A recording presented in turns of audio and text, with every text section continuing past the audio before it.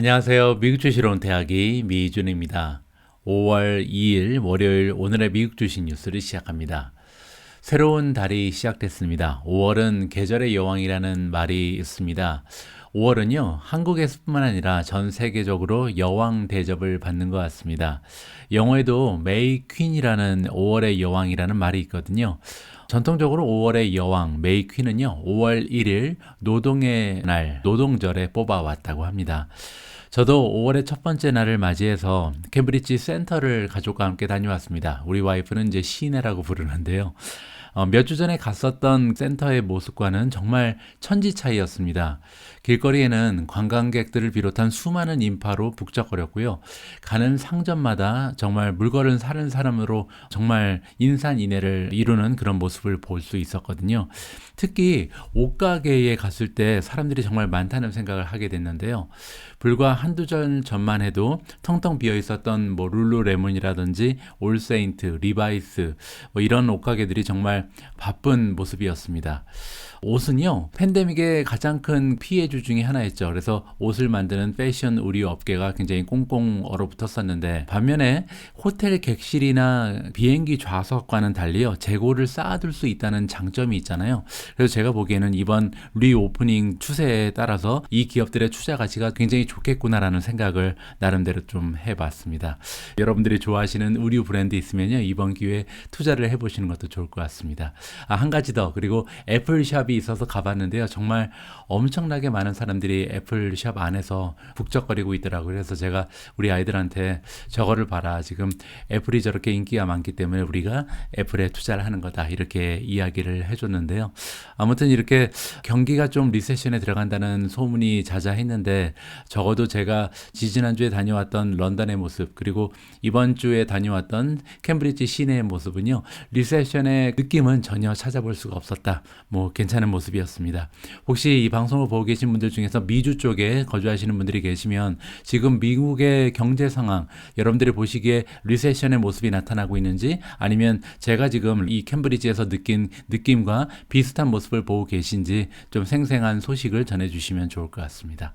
자, 그러면 5월 2일 월요일날 보내드리는 5월 첫 번째 오늘의 미국 주식 뉴스 바로 시작합니다. 자, 오늘 월요일 방송이기 때문에 지난주 금요일에 미국 주식 마감 시황을 좀 살펴봐야죠. 굉장히 좋지가 않았죠. 엄청나게 많이 빠졌습니다. S&P 500이 마이너스 3.63%, 다우존스가 마이너스 2.77이고요. 나스닥은 무려 4.17%나 폭락을 해버렸습니다. 러셀 2000 2.81% 빠졌고요. 자, 이번에는 미주온 4차 산업혁명 포트폴리오 안에 들어가 있는 종목 그리고 제가 관심을 가지고 있는 종목들에 대한 성적표를 살펴볼 텐데요. 금요일 날 장의 폭락을 주도했던 주식은 단연 아마존이었습니다. 무려 14%나 폭락을 해버렸거든요. 어닝 결과에 대해서 제가 이제 이미 여러분들과 공유를 해드렸는데 어닝 결과를 발표하고 나서 그 다음날 바로 이렇게 14%나 폭락을 해버렸고요. 자, 그 뒤를 이어서 클라우드 플레이어가 마이너스 9.56%, 애쉬가 마이너스 8.53%, 코인베이스 8.13 마이너스, 스노플레이크도 7.68% 빠졌고요. 실버게이트가 7.07% 마이너스, 메르카도 리브레 6.38. 아무래도 이제 메르카도 리브레도 그렇고 애쉬도 그렇고 아마존의 영향으로 이커머스 기업들이 많이 빠진 것을 볼 수가 있는 거죠. 엔비디아가 마이너스 6.24%나 빠졌고요. 데이터독이 마이너스 5.99%, 트윌리오 마이너스 5.97, 레모네이드 마이너스 5.82%를 기록했습니다. 자, 그리고 메가테크 기업들도 잠깐 보실까요? 팡 그리고 이제 테슬라만 보시는 건데요. 가장 많이 빠진 거 아마존이죠. 마이너스 14, 엔비디아 마이너스 6.24, 넷플릭스 계속 빠집니다. 마이너스 5.59고요. 마이크로소프트가 마이너스 4.18, 구글이 마이너스 3.72, 애플이 마이너스 3.66, 그리고 메타 플랫폼즈가 마이너스 2.56%고요. 테슬라만 간신히 1% 이하의 하락을 보여줬다. 이렇게 정리가 가능합니다. 제 생각에 지난주 금요일날 아마 메가테크 기업들의 주식을 조금 담으신 분들이 있을 것 같은데요. 저 같은 경우도 몇 주를 조금 더 포함을 시켰습니다. 미준 포트폴리오 공개 업데이트 영상을요. 제가 돌아오는 일요일 5월 8일 날 기획을 하고 있습니다. 제 포트폴리오의 변화 사항이 궁금하신 분들은 조금만 기다려 주시면 제 포트폴리오를 보실 수 있으실 것 같고요. 자, 그러면 본격적으로 준비되어 있는 기사를 하나하나 읽어볼 수 있도록 하겠습니다. 자, 우리가 함께 지난 한 주, 그리고 4월 내내 굉장히 좀 어려운 장세를 견뎌내면서 시간을 보냈습니다. 그래서 5월 달 들어서 첫 번째로 읽어드리는 기사는요, 조금은 긍정적인 소식을 준비해 봤습니다. 자, 이번 기사 밑에 나와 있는 사진의 주인공은요, 와튼 스쿨 여러분들 기억하시죠? 펜실베니아 대학의 세계적인 경영대학원이죠. 이 와튼 스쿨의 교수님인 제레미 시걸입니다. 자, 이 제레미 시걸 교수는 이제 경제학 교수죠. 이 교수님이 뭐라고 얘기하냐면, 롱텀 인베스터 입장에서, 그러니까 장기 투자를 하는 사람 입장에서 지금 현재 주식시장의 위치가 굉장히 매력적이다라고 얘기합니다. 그 얘기는 뭐냐면 이제 좀 줍줍을 해도 된다. 투자를 진행해도 좋을 만큼 많이 떨어진 상황이라고 해석을 해볼 수가 있거든요. 자, 찬찬히 이분의 말씀을 좀 읽어보도록 하겠습니다. 자, 월간은 피니시업, 방금 전에 끝났다. 브루탈이 뭐냐면요, 잔인한 이런 뜻입니다. 우리가 보통 4월을 잔인한 달이라 그러잖아요. 그래서 정말로 미국 증시에도 엄청나게 잔인한 날이 4월 달이었습니다. 이제 잔인한 4월이 가고 5월이 찾아왔잖아요. 계절의 여왕이 왔는데 워튼 스쿨의 제레미 시걸 교수가 CNBC에 얘기하기를 그는 굉장히 좋아하고 있다. 지금 현재 미국 주식 시장의 위치가 굉장히 마음에 든다는 거죠. 자, 롱타임 유니버시티 오브 펜실베니아 파이낸셜 프로페서다. 굉장히 오랫동안 펜실베니아 대학에서 이 금융을 가르쳤던 교수님이 뭐라고 강조를 해주고 있냐면요, It's impossible. 그러니까 가능하지 않다는 겁니다. S&P 500이 지금 바닥을 찍었는지 아닌지는 그 누구도 알 수 없다는 거죠. 그래서 자기 자신도 경제학을 평생 공부하고 연구했던 사람이지만 절대 맞출 수는 없다라고 얘기를 해주고 있습니다. 자, 그런데요, essentially said, 그러니까 근본적으로 얘기할 때 롱텀 인베스터라면, 그러니까 여러분들이 만약에 장기적인 관점을 가지고 투자하는 사람이라면 지금 이 사실을 좀 반가워해야 된다. 어떤 사실이냐면요, 주요 US 스톡 벤치마크가 S&P 500을 얘기하는 거죠. S&P 500이 지금 year to date로 1월 1일부터 지금까지 13% 넘게 급락을 해버렸잖아요. 이 사실을 보면서 흐뭇해야 한다라고 얘기합니다. 자, 그리고 또 하나 긍정적인 부분은 뭐냐면 지금 현재 18배의 거래가 되고 있다. 어디에 비해서 18배냐면요, forward earning, 앞으로 12개월 동안 만들어낼 것으로 기대되는 순이익에 비해서 18배만 주면 지금 S&P 500을 평균적으로 살 수가 있다. 굉장히 좋은 프리미엄으로 떨어져 있다는 거죠. 자, 그리고 굉장히 어렵다. 뭐가 어렵냐면요, 핀포인트 하는 것은 어렵다. 핀포인트는 뭐냐면 딱 집어내는 겁니다. 그래서 정말 저점을 맞추는 것은 굉장히 어려운 일이라고 다시 한번 강조를 하고 있습니다. 그리고 만약에 여러분들이 트레이더라면, 트레이더는 이제 단기 투자자를 얘기하는 거죠. 오늘 사고 내일 빠지는 이런 트레이더라면 굉장히 좀 걱정되는 부분이 많을 것이다. 하지만 만약에 여러분들이 장기적인 관점을 가지고 투자하는 투자자라면 지금 현재 주식 시장이 굉장히 좋은 밸류를 가진 것으로 보여진다. 그래서 관심을 가질 만하다라고 이 교수님께서 설명을 해주고 계십니다.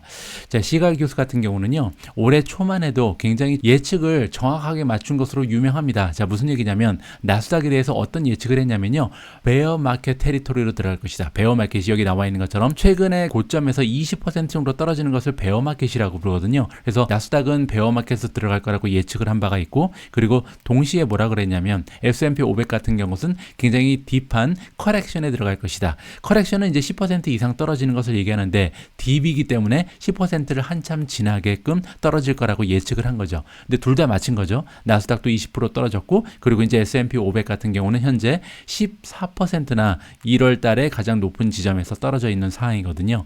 자, 그리고 시걸 교수가 얘기하기를 그는 아직도 생각한다. 이 인덱스가 S&P 500이요, 아직은 몇 퍼센트 정도 더 떨어질 가능성이 있다라고 보는 것 같습니다. 다 끝난 게 아니라는 거죠, 하락장이. 자, 그 이유는 여기 나와 있는 것처럼 투자자들이 이겨내야 되고 지금 계속해서 참아내야 되는 과정이 너무 많다는 거죠. 페더럴 리저브, 연준이 타이트닝을 이제 시작하는 그런 추세이기 때문에 앞으로도 가야 할 길이 멀다. 따라서 이 타이트닝, 긴축이 아직도 많이 남았다는 거죠. 두 번째는 인플레이션이 아직도 잡힐 모습을 보이지 않고 있습니다. 세 번째는 코비드 팬데믹도 아직 안 끝났죠. 자, 네 번째, 우크라이나 쪽의 전쟁도 아직까지 계속되고 있습니다. 따라서 여러 가지 악재가 너무나 많이 남아있기 때문에 아직은 속단하기는 어렵다. 따라서 앞으로도 S&P 500이 몇 퍼센트 정도는 더 떨어질 가능성이 있다라는 거죠. 바닥은 어딘지 모르겠다라고 다시 한번 얘기를 하는 겁니다. 자, 그럼에도 불구하고 이렇게 많은 헤드윈드, 앞에서 부는 맞바람이 많음에도 불구하고 시걸 교수가 얘기하기를 지금 인베스터들한테 얘기하는데, 이 만약에 인베스터들이 투자의 호라이전이, 그러니까 장기적인 관점을 가지고 투자하는 사람이라면 지금 현재 주가의 레벨은요, 엔트리 포인트다. 진입을 해도 좋을 만한 그런 주가가 형성이 돼 있다라고 얘기하는 거죠. 자, 나는 지금 현재 롱텀으로 봤을 때 시장을 좋게 평가한다. S&P 500이 18배에 지금 거래가 되고 있다. Forward 12 months earning, 앞으로 12개월 동안 만들어낼 것으로 기대되는 earning에 비해서, 순이익에 비해서 18배만 주면 살 수 있는 그런 시장이고, 그것은 굉장히 싼 상태다. 특히 테크를 제외하면요, 멀티플이 더 떨어집니다. 15배에서 16배로 떨어지거든요. 따라서 아직까지 금리가 많이 올라가지 않은 상황에서 뭐 지금 하이크를 한다라고 얘기만 나왔지, 실제로는 아직까지는 0.25%, 0.50%에 불과한 것이 현재 금리거든요. 따라서 아직까지 금리도 저렴한 상태에서 이렇게 주가가 떨어져 있다는 것은 굉장히 좀 매력적인 진입의 포인트가 될 수 있다라고 얘기합니다. 자, 그리고 만약에 페드에서 긴축을 계속한다 그래도 좋아 보인다라고 마무리가 되고 있습니다. 자, 따라서 이 굉장히 좀 저명한 와트네 교수님께서, 그리고 그동안 계속해서 부정적인 목소리를 많이 낸 분이거든요. 시장이 계속 떨어질 것이다라고 하락장에 베팅을 하셨던 이 교수님이 갑자기 태도의 변화를 보인 것은 굉장히 좀 고무적이다라고 개인적으로 생각을 합니다. 과연 이분 말씀대로 이제 조정이 조만간 마무리가 되고 다시 반등을 보여줄 수 있을지 우리가 좀 기대감을 가지고 5월을 맞이해도 좋을 것 같습니다. 자, 지난 토요일 날은요, 워렌 버핏이 경영하고 있는 버크셔 해서웨이의 주주총회가 있었던 날입니다. 이 주주총회에서 굉장히 재미있는 이야기들이 많이 나왔는데요. 그 중에서 한 가지를 여러분들께 공유해 드릴까 합니다. 자, 오늘 공유해 드리는 소식은 다름 아닌 액티비전 블리자드에 관련된 소식인데요. 굉장히 좀 재미있고 좀 깜짝 놀랄 만한 소식이 전해지고 있거든요. 자, 일단 결론부터 말씀드리면 버크셔 해서웨이의 워렌 버핏이 이야기하기를 토요일 날 얘기했다는 거죠. 주주총회에서 얘기했는데, 우리 기업에서 지금 액티비전 블리자드에 들어가 있는 주식의 개수를 늘렸다라고 얘기합니다. 그런데 어느 정도로 많이 가지고 있냐면요, 9.5%랍니다. 그래서 전체 주식 중에 9.5%를 지금 버크셔 해서웨이가 가지고 있는 거예요. 대단하죠? 자, 그리고 이것은 기준이 4월 29일 현재다라고 얘기하고 있고요. 그리고 또한 재미있는 부분은 뭐냐면, 버크셔 해서웨이가 액티비전 블리자드를 살 것을 결정한 것은 다름 아닌 나의 결정이었다라고 확실히 이야기를 하고 있습니다. 따라서 이번에 워렌 버핏이 볼 때 액티비전 블리자드를 인수하는 것이 굉장히 좀 커다란 매력적인 투자처라고 생각을 하는 거죠. 그 얘기는 다시 얘기해서 이 액티비전 블리자드가 결국은 마이크로소프트와 합병을 하게 돼 있잖아요. 인수합병이 순조롭게 진행될 것을 이미 예견을 하고 있었다. 이렇게 정리가 가능합니다. 자, 버크셔 해서웨이가 첫 번째로 투자를 할 때, 그러니까 액티비전 블리자드 주식을 처음 샀을 때는요, 주가가 $60 정도에 불과했다라고 합니다. 자, 그런데 여러분들 알고 계신 것처럼 마이크로소프트가 액티비전 블리자드를 $95를 한 주당 주고 사겠다, 이렇게 지금 동의가 된 상황이잖아요. 문제 마지막으로 주주총회에서 이미 승인까지 났기 때문에 이제 완료 단계에 이르고 있는 이런 딜입니다. 자, 어쨌든 지금 현재 액티비전 같은 경우는 $75, 60 이렇게 금요일 날 마감이 됐거든요. 따라서 굉장히 좀 멋진 투자였죠. $60 정도를 주고 지금 매수를 했는데, 나중에 이 딜이 완전히 끝나게 되면 $95의 가치가 있는 거기 때문에 이번에도 워렌 버핏이 엄청나게 높은 수익을 단기간에 올릴 수 있는 멋진 딜이었다라고 우리가 정리해 볼 수가 있습니다.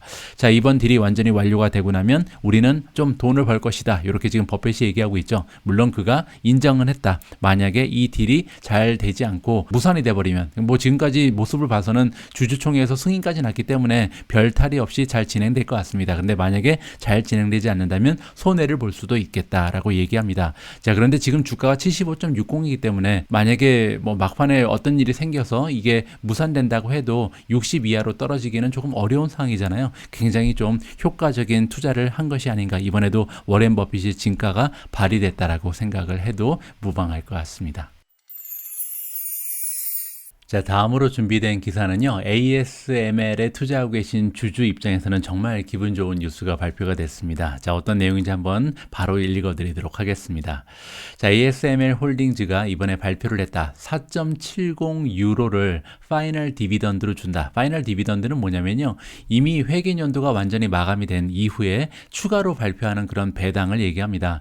자, ASML이 이번에 3.70 퍼 쉐어니까 한 주당 3.70 유로 2유로를 파이널 디비던드로 주겠다라고 발표를 했거든요. 자, 그렇게 되면요. 2021년 총 주는 배당금이 5.50으로 늘어납니다. 자, 이게 무슨 얘기인지 한번 보시죠. 2020년에 지금 1년 동안 준 배당금이 2.75유로였습니다. 자, 그런데 2021년에 지금 보시는 것처럼 5.50으로 늘어났잖아요. 그 얘기는 1년 만에 배당금이 100% 올라간 거죠. 물론 이제 이번에 이제 파이널 디비던드 가지고 좀 많이 올렸기 때문에 이러한 추세가 2022년에도 이어질지는 아직 알 수는 없습니다. 하지만 쉽게 배당금을 이렇게 줄이기가 어려운 거거든요. 그래서 이번에 만약에 2021년에 5.50을 지급했으면 다음 해에도 좀 비슷한 금액이 나올 가능성이 굉장히 높다라고 우리가 기대를 해볼 수가 있겠죠. 어쨌든 중요한 것은 2020년에 비해서 지금 1년 만에 배당금이 100% 올라가는 기업을 토해냈다. 이렇게 이해하시면 될 것 같고요. 자, 페이어블이 May 12입니다. 그 얘기는 5월 12일 날 배당금을 받으실 수가 있고 그 기준이 되는 날은요. 엑스 디비던 데이시라고 부르죠. May 3rd. 따라서 5월 3일 날은요. 주식을 사셔도 이 배당금을 받으실 수는 없습니다. 따라서 5월 3일 전에 즉 5월 2일까지는 ASML에 주주가 돼 있으셔야 이번에 새롭게 추가되는 파이널 디비던드를 받으실 수가 있다. 3.70이라는 굉장히 좋은 배당금을 받으실 수가 있다고 정리가 가능합니다. 자, ASML에 투자하고 계신 분들께 축하의 말씀을 굉장히 좀 서프라이즈잖아요. 기대하지도 않았던 추가적인 배당금이 지급된다는 것은 굉장히 기분 좋은 일인 것 같습니다.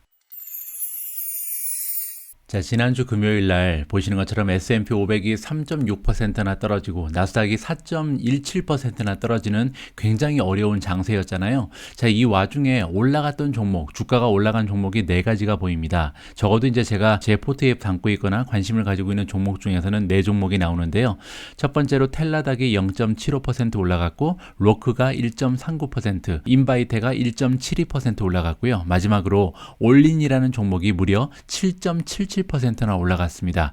자, 저로서는 굉장히 좀 안도의 한숨을 쉴 만한 그래도 이렇게 폭등한 종목이 하나 정도 있다는 것은 굉장히 좀 기분이 좋은 일이잖아요. 자, 그래서 여러 가지 자료를 찾아봤습니다. 과연 올린이라는 종목의 주가가 이렇게 7.7%나 올라간 이유가 뭔지를 찾아봤는데요. 굉장히 좋은 호재 하나를 발견하게 됐습니다. 자, 이번 기사의 제목을 보시면 플러그 파워라는 기업, 여러분들 기억하시겠죠? 수소 연료를 중심적으로 하는 혁신 기업 중에 하나죠. 자, 플러그 파워와 올린이 지금 JV를 형성한다. JV는 조인트 벤처를 얘기하거든요. 자, 그러면 이 두 기업이 손을 잡았다는 얘기인데 어떠한 내용인지 좀 궁금해지죠. 자, 플러그 파워 그리고 케미탈 프로덕트 메이커니까 화학 제품을 만드는 그런 생산 기술을 가지고 있는 올린이라는 기업이 목요일 날 뭐라고 얘기했냐면 사인을 했다. 뭐를 사인했냐면요. Memorandum of Understanding. 우리가 이제 줄여서 MOU라고 부르는 거죠. MOU는 뭐냐면요. 공식적으로 컨트랙을 하기 전에, 계약을 하기 전에 이제 가계약 정도로 보시면 됩니다. 본격적으로 계약서에 사인을 하기 전에 그들이 이제 좀 합의점을 찾는 그런 문서라고 보시면 되는데 그렇게 사인을 해서 조인트 벤처를 만들 것을 이번에 약속을 했다는 거죠. 자, 그리고 이 조인트 벤처의 특성은 뭐냐면요. 프로듀스, 생산하고 마켓을 한다, 판매를 한다는 거죠. 그래서 그린 하이드로젠을 판매하는 이러한 조인트 벤처라고 보시면 됩니다. 자, 그린 하이드로젠은 뭐냐면 그야말로 이제 그린 수소를 얘기하는 거죠. 그래서 태양광이라든지 아니면 이제 풍력 같은 것을 이용해서 탄소 배출 없이 수소 연료를 만들어낼 수 있는 이런 기술을 얘기합니다. 자, 보시는 것처럼 이번 조인트 벤처를 통해서 플러그 파워는요, 마케팅을 담당한다. 그래서 이제 만들어지는 수소 연료를 판매를 하는 것을 이제 플러그 파워가 담당을 하겠죠. 그리고 또 하나 담당하는 부분은 뭐냐면 배송을 담당한다라고 나와 있고요. 반면 올린 같은 경우는 당연히 생산을 맡게 되겠죠. 생산 라인은 올린의 차지가 되고 또 하나는 영업 전방적인 지원은 올린에서 담당을 하게 된다. 이렇게 이해가 가능합니다. 자, 그리고 첫 번째 생산의 공장을 만들게 되는데 어디에 공장을 세우냐면요. 루이지아나에 있는 세인트 가브리엘에 이번에 첫 번째 공장이 들어선다라고 나와 있고 그렇게 되면요. 그린 수소를 하루에 15톤 정도를 생산할 능력이 갖춰지게 된다. 그리고 조인트 벤처는요. 2023년에 생산에 들어갈 것이다 라고 나와 있습니다. 자, 이렇게 올린이라는 종목이 4차 산업혁명의 키워드에 이렇게 살짝 발을 담는다는 말씀을 제가 예전에 드렸거든요. 그렇기 때문에 이제 제 포트에 포함시킬 만한 그런 자격이 된다라고 저는 생각을 했었는데 의외의 부분에서 이런 모습이 나타났습니다. 저는 처음에 이제 전기차 부분을 보면서 투자를 한 종목인데 의외로 플러그 파워라는 기업과 이번에 파트너십을 결성하면서 그린 수소 쪽에 진출을 한다라는 굉장히 즐거운 소식이 발표가 됐습니다. 제가 지난 3월 중순에 한 3월 15일 정도로 기억이 되는데요. 지난주 9종목을 전량 매도했습니다라는 제목으로 미존 포트폴리오의 변화를 공유하는 영상을 여러분들과 나눈 적이 있습니다. 이때 제가 9종목이나 되는 주식에 들어가 있는 투자금을 빼서 다른 9종목으로 옮기면서 이러한 변화를 주었다라고 여러분들과 공유를 한 내용이었었는데요. 이때 제가 투자 자금을 이렇게 9종목이나 갑자기 빼서 다른 종목으로 옮겼던 이유는 이들 9종목이 뭐 펀더멘탈에 문제가 생겼다, 뭐 성장이 멈춰버렸다, 이런 것이 아니었죠.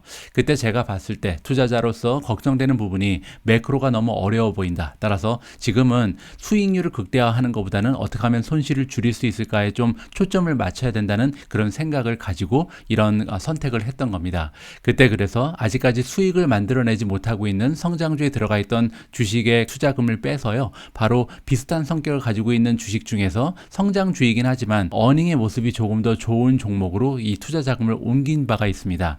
자, 그런데 이때 모든 성장주를 다 정리한 것은 아니었거든요. 그래서 제가 굉장히 좀 어려운 경제 상황인데도 불구하고 끝까지 들고 싶었던 성장주들이 몇 가지가 있다는 거죠.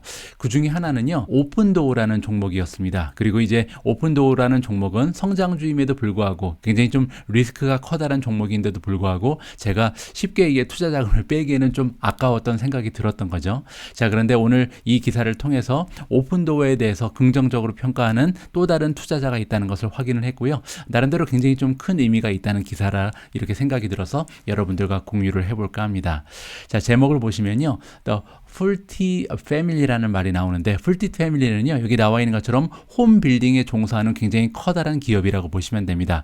홈빌딩이라는 것은 이제 건축을 한다는 거죠. 집을 사서 집을 만들어서 판매하는 뭐 이러한 비즈니스를 가지고 있는 그런 기업인데, 이 기업이요, 굉장히 좀 많은 투자를 오픈도어에 하고 있다라고 나와 있습니다. 실제적으로 투자 자금을 보니까 엄청난 금액은 아닙니다. 2.45밀리언에 불과하거든요. 자, 그런데도 여기에 제가 이제 의미를 두는 이유는 뭐냐면, 방금 전에 설명드린 것처럼 풀티 패밀리라는 기업은요, 홈 빌딩을 한다 그랬잖아요. 그래서 집을 만드는 건축회사입니다. 자, 그런데 이렇게 주택을 만드는 건축회사에서 오픈도어를 좋게 생각한다는 것은 이 같은 업계에 있으면서 굉장히 좀 긍정적인 모습을 많이 봤다는 거잖아요. 그래서 저는 이 부분에 굉장히 좀 어떻게 보면 기대감이 올라간다라고 말씀을 드릴 수가 있을 것 같고요. 자, 오픈도어에 대한 설명이 나와 있습니다. 어떠한 계획을 가지고 있는 기업이냐면 디스트럽트 할 거다, 파괴한다는 거잖아요. 그래서 하우징 마켓, 하우징 산업을 파괴할 그런 목표를 가지고 열심히 하는 스타트업이다라고 보시면 될 것 같습니다. 그래서 굉장히 효율적인 마켓플레이스를 만들어 가고 있다. 그리고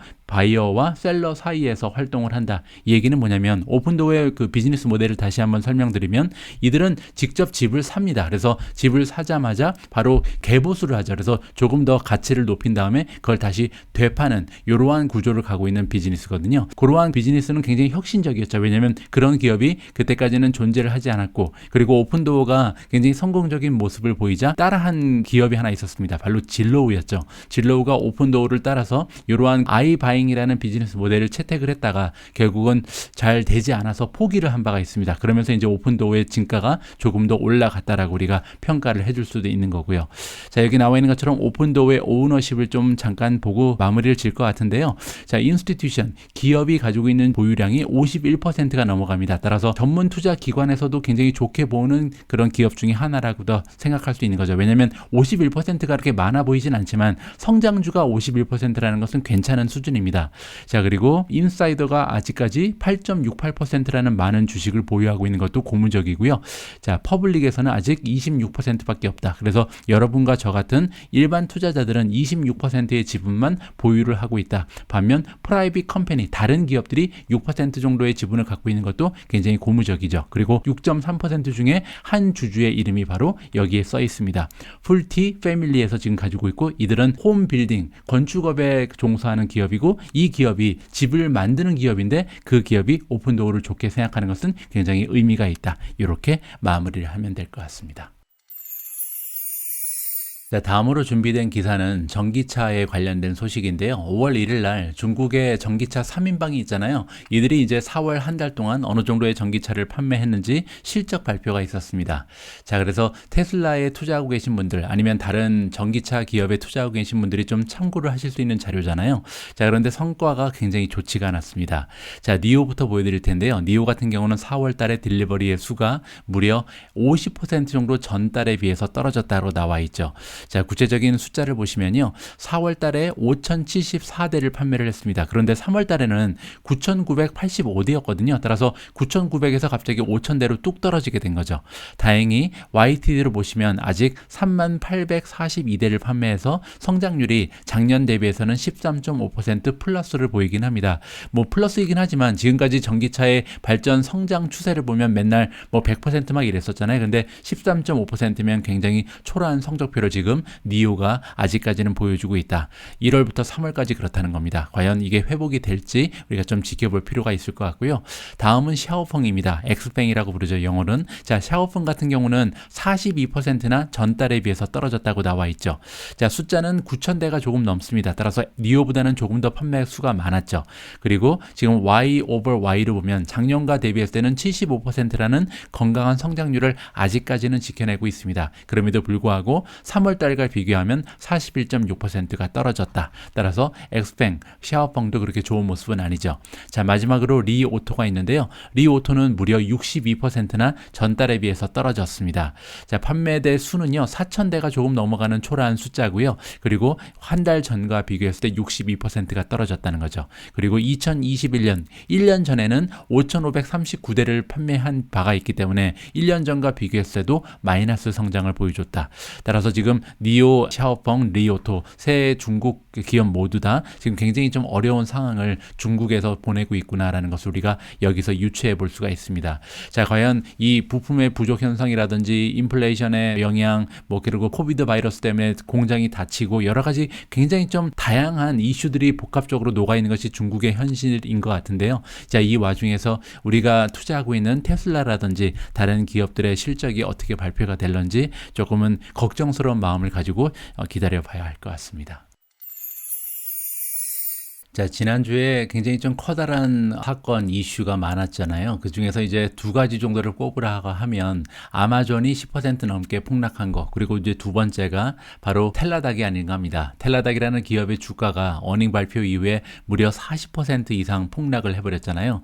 자, 그런데 이 와중에 캐시우드는요, 이 폭락된 가격을 가지고 오히려 줍줍의 기회로 삼았습니다. 자, 보시는 것처럼 캐시우드가 운영하고 있는 ETF가 다 해서 60만 주의 텔라닥을 매수했다라는 기사가 나오고 있거든요. 자, 그리고 또한 캐시우드는 이런 얘기까지 하고 있습니다. 자, 텔라닥의 이야기, 스토리 부분은 아마존과 굉장히 흡사하다라고 얘기합니다. 그러면서 아마존에 관련해서 아마 여러분들 기억을 하실 것이다. 그때 어떤 일이 있었냐면 IPO, 상장을 할 때 아마존의 주가가 1997년에 18달러에 상장을 했다고 합니다. 자, 그리고 이 주가가 계속해서 성장하면서 멀티베거였죠. 118까지 굉장히 빠르게 성장을 한 바가 있는데요. 그리고 나서 다시 라운드 출입이다. 다시 돌아왔다는 거죠. 어디까지 떨어졌냐면 다시 IPO 주가 18달러로 떨어진 적이 있다는 거죠. 118달러에서 18달러로 떨어졌으면요. 주가가 무려 85%가 폭락을 한 겁니다. 아마존 같은 종목도 그런 적이 있다는 거죠. 지금이야 뭐 몇천 달러 줘야 살 수 있는 주식이지만 한때는 18달러까지 주식이 떨어지면서 거의 뭐 회생 불가능한 이러한 모습을 보인 적이 아마존도 있었다. 자, 그리고 우리가 볼 때 지금 텔라닥도 같은 리그에 들어가 있다. 아마존과 함께 어깨를 나란히 할 수 있는 그런 기업이 텔라닥이라고 생각을 한다라고 얘기를 해주고 있습니다. 자, 그래서 오늘 여러분들을 위해서 준비한 자막 영상 역시도 캐시 우드가 등장하는 인터뷰인데요. 자, 굉장히 좀 궁금해지죠. 텔라닥이 이렇게 40% 이상 떨어진 상황에서 캐시 우드는 과연 어떠한 이야기를 할런지 여러분들께서 직접 확인을 해보시면 좋을 것 같습니다. 자, 5월 달에 첫 번째 보내드렸던 오늘의 미국 주식 뉴스는 여기까지고요. 이번 주에도 좋은 컨텐츠 많이 만들어서 여러분들과 공유할 수 있도록 하겠습니다. 자, 첫 번째 방송 마지막까지 함께 해주신 모든 분들께 진심을 담아 감사의 말씀을 드립니다. 우리 모두가 미국 주식 투자로 은퇴하는 그날까지 다 함께 화이팅입니다. 행복한 하루 되세요. 감사합니다. Joining me now is Cathie Wood, the CEO and CIO of ARKK's owner, ARK Invest. Cathie, welcome. We all give you credit for coming on to talk about why in the world you bought $20 million more of TDOC yesterday, right? Sure. Hi, Kelly. And yes, I'd much prefer to come out at this time than to come out and be all over media when things are when stocks are soaring, because I think this is our best value add. Yes, Teladoc, very, very tough quarter. And that's particularly for investors who are quarter to quarter oriented. As you know, we have a 5-year investment time horizon. But as fears about inflation and interest rates have moved up, time horizons in the market have shortened to basically a quarter. And so the analysts picked apart the quarter and zoomed in on the direct to consumer business, which did have a shortfall. There's more competition in that space as venture capital is financing some companies who are getting into niche areas. Now, our point of view is that Teladoc is becoming the healthcare information backbone of the United States. It serves 16% of Americans are paid users. And whenever we look at S-curves, we are looking for that 15 to 20% range as a trend moves into that market share. That is the beginning of an S-curve. And the story is not direct to consumer for Teladoc. Certainly that was a big booster during COVID. The story here is much bigger. It's business to business. What was not mentioned, and no questions about Northwell, the New York or tri-state area hospital system that Teladoc has won, took it from another entity. And what was also not mentioned is Amazon's decision to partner with Teladoc as opposed to compete with it. The stock had been beaten up regularly over the last year as Amazon said, we're going national. And instead, Amazon has capitulated and at least is going to partner for some healthcare services and certainly through Alexa with Teladoc. Sure. So I think the story here is huge. When you think about healthcare as 20% of the U.S. economy, so a $4 trillion ecosystem, the waste there is at least $400 billion. Sure. We would submit most of because this healthcare information system connecting patients, doctors, insurance companies, and hospitals has not been put in place. This is a winner-take-most market. And we feel that, yes, short-term, there was an earnings shortfall. They had to cut estimates, admit that. We're looking 5 years out. We're looking at one of the biggest stories in healthcare, a category killer during the next 5 to 10 years.